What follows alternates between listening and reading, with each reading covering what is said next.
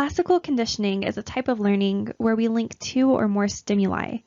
So when we're presented with one stimulus, we begin to anticipate a second stimulus to follow it.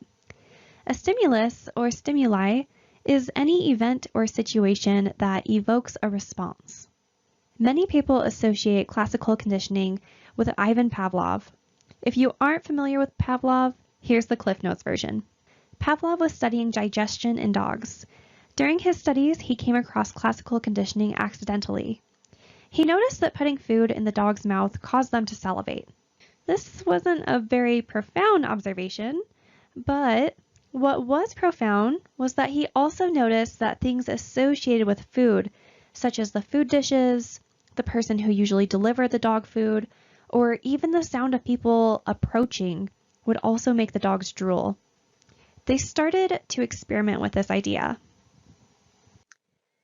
So Pavlov set the stage for his experiment. He isolates the dog, secures it to a harness, and attaches a device to it that measures salivation. He then paired various neutral stimuli or events the dog could see or hear, but didn't associate with the food to the food. For example, a bell. Pavlov wanted to know if a sight or sound regularly signaled the arrival of food, would the dog learn the link? If so, would it begin salivating in anticipation of the food? Pavlov found that the answer to both of these questions was yes. After several pairings with the bell and food, the dog would now anticipate receiving food after they heard the bell. A dog salivating in response to food is an unconditioned response.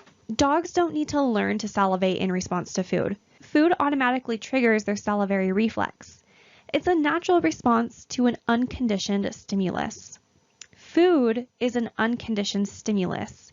It triggers an unconditioned response.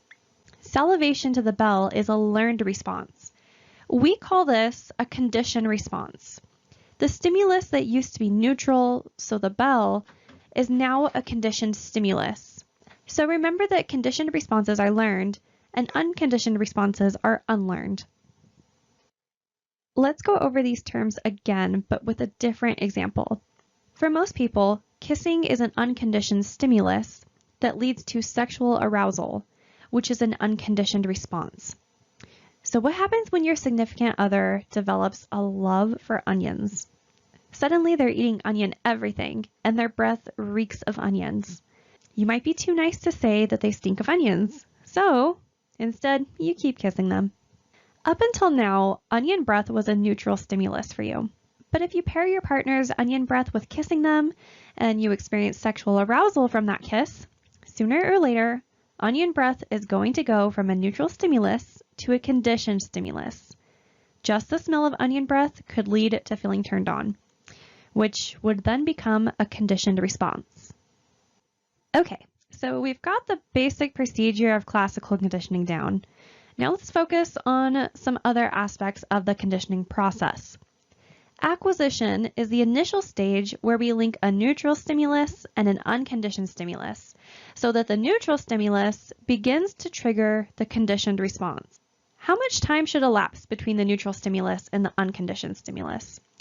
Not much. Half a second works well.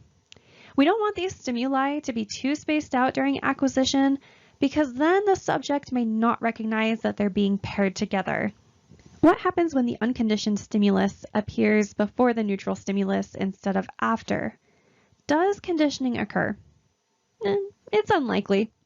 Classical conditioning is biologically adaptive because it helps humans and other animals prepare for good or bad events. To Pavlov's dogs, the originally neutral bell became a conditioned stimulus after signaling an important biological event, the arrival of food. What happens when we've completed conditioning, but we then present the conditioned stimulus repeatedly without the unconditioned stimulus? So with the dogs, the bell would sound again and again, but food wouldn't appear. A few things could happen. For one, the dogs would likely start to salivate less and less, leading to extinction. Extinction is the diminished response that occurs when the conditioned stimulus no longer signals the unconditioned stimulus. But following extinction, if we randomly sounded the bell, the dogs may drool in response. This is called spontaneous recovery, and it's the reappearance of a weakened conditioned response after a pause. Spontaneous recovery suggests that extinction suppresses the conditioned response instead of completely eliminating it. What happens when we change the conditioned stimulus just a bit? For example, maybe Pavlov decides to use a new bell that sounds a bit different from the original one. The dogs would likely still drool to the new sound. Or if we used classical conditioning, where the conditioned stimulus is fried chicken, and then the subject saw a golden doodle puppy, they may respond as if they saw the conditioned stimulus of fried chicken. This tendency to respond to stimuli that is similar to the conditioned stimulus is called generalization.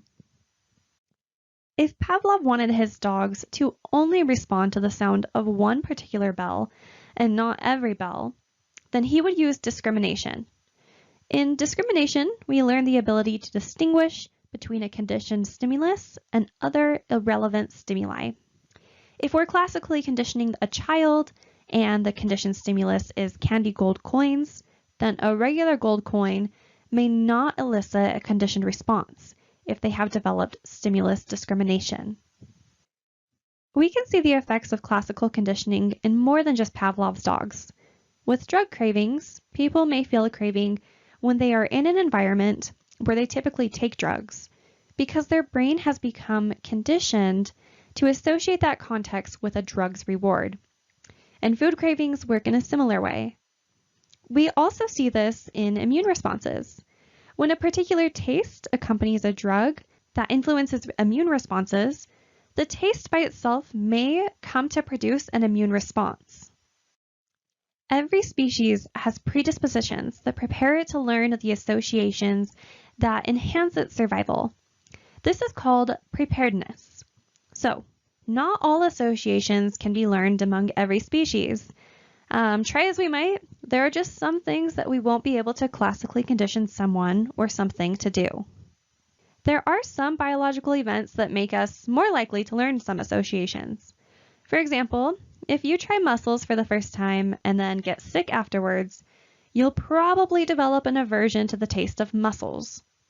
Yet, you probably won't develop an aversion to the people you were with, the music you heard, or the plates that the mussels were on. Biologically, humans have the preparedness to associate a conditioned stimulus with an unconditioned stimulus.